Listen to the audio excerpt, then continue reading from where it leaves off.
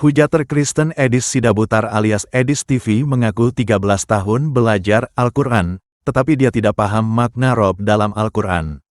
Berarti berapa robnya Nabi Yusuf? Sebelum saya menjawab, berapa robnya Nabi Yusuf, kata rob itu asal kata dari apa, Dis? Nah, sebelum kita ke situ, Gus Wapi, makanya saya mau tanya dulu. Duh, jangan tertawa, tidak ada yang nunggu.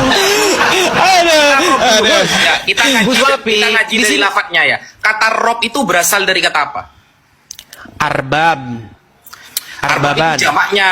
Kata Ya. rob awalnya sebelum jadi lafal robbun itu asal katanya apa? Apa? Silakan, jelaskan. Ya coba silakan ajarkan. Jangan tertawa, tidak ada yang lucu. Ini parah nih.